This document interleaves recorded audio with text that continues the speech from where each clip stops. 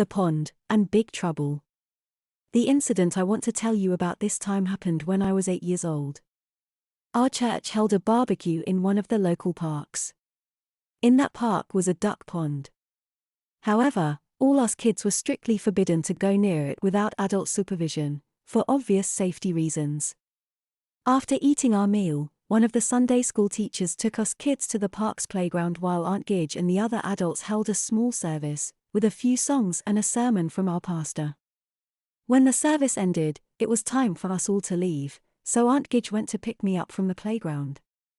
However, neither I nor Hannah were anywhere to be found, and naturally both Aunt Gidge and the Sunday school teacher were very concerned.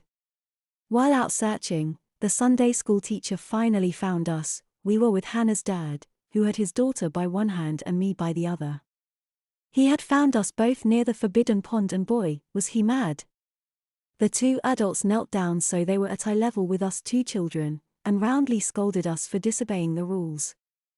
Finally, Hannah's dad stood back up, grabbed his daughter by the hand again and walked her towards the family car. As he did so, I heard him promise Hannah a sound spanking when he got her home. I didn't hold out much hope for my own little bottom, and sure enough, as soon as Aunt Gidge got me back in her car, she said, "When we get home, young lady, you're going to get a good spanking as well."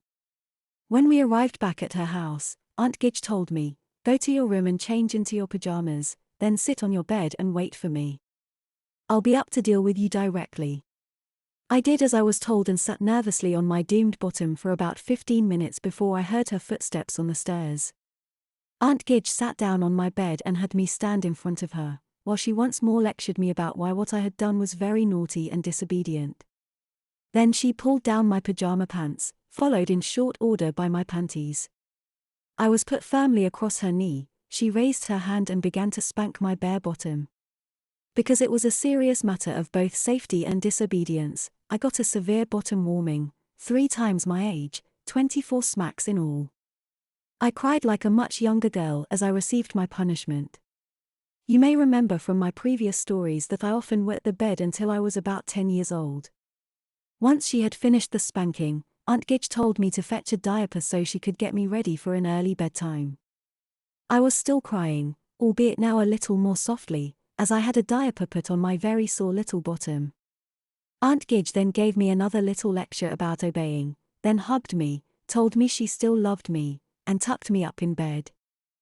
I was so upset from the spanking that I cried myself to sleep. The next day I spoke to Hannah. Her dad had also given her bum a good, hard tanning, and we girls both had trouble sitting comfortably in school that day.